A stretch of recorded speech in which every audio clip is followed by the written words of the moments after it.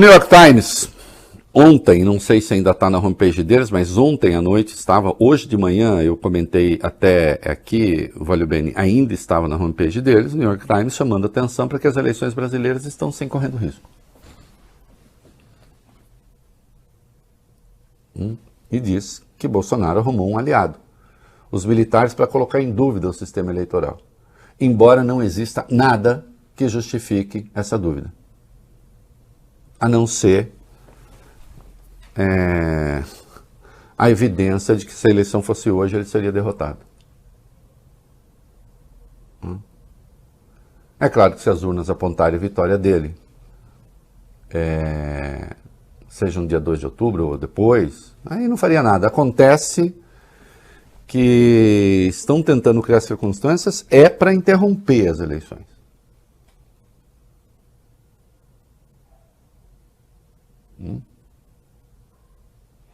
Falar disso normalize... Não, falar disso é chamar atenção para algo que está em curso e que é muito grave.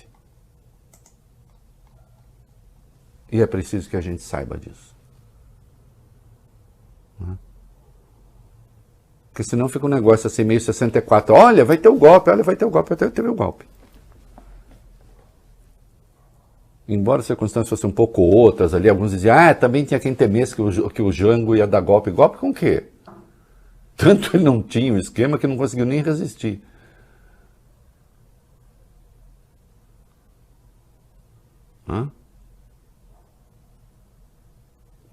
É democracia ou nada, tem que ser isso. Enfim. Assim tem que ser.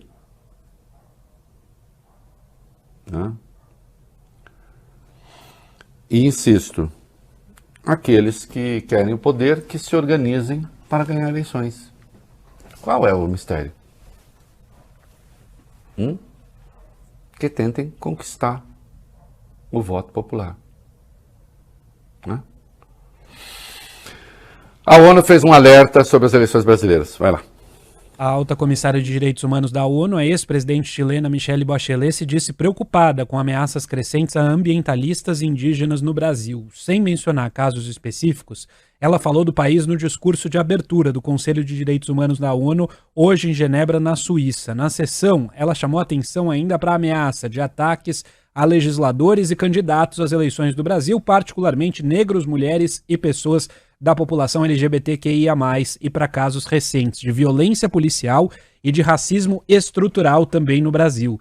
Em um discurso de quase 1 hora, ela listou os ataques a direitos humanos no mundo, e o Brasil, infelizmente, foi um dos destaques negativos. Depois, em uma entrevista coletiva, ela falou especificamente sobre as eleições e disse o seguinte: peço a todas as partes do mundo que as eleições sejam justas, transparentes e que as pessoas possam participar livremente. Será um momento democrático muito importante e não deve haver interferência de nenhuma parte para que o processo democrático possa ser atingido. É isso. Os jornais do mundo inteiro destacam que são uma das eleições mais importantes da história da América Latina. Sobretudo porque o Brasil, um país, na comparação com alguns gigantes, pobre, mas uma das maiores economias do mundo ainda assim, conseguiu criar o sistema eleitoral, um dos sistemas eleitorais mais seguros do mundo.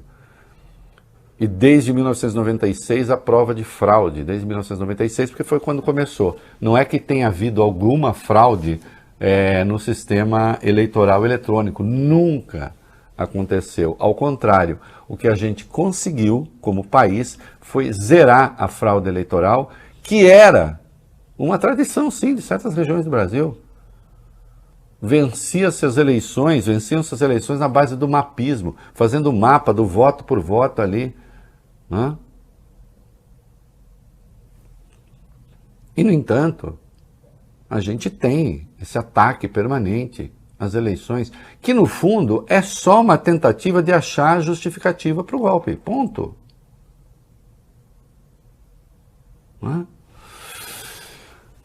Na sexta-feira houve a abordagem, que um pouco parecendo assédio do Ministério da Defesa, e o Fachin, presidente do TSE, mandou uma resposta muito cordata para o ministro da Defesa.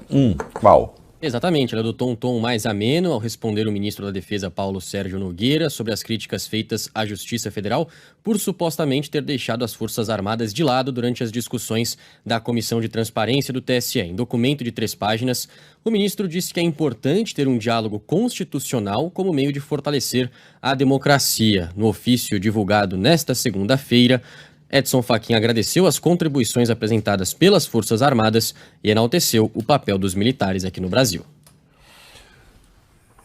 Até porque de ali 16 sugestões que eles acabaram apresentando, uma parte foi sim utilizada, a outra nem é compatível com o sistema.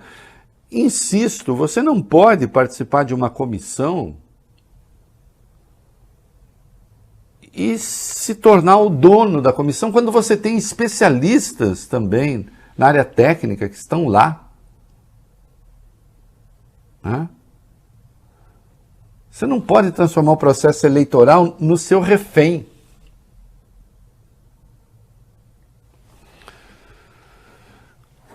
E aí sim, meninos, houvesse uma tradição de fraude, olha, já aconteceram esses problemas aqui, ali, então, veja só.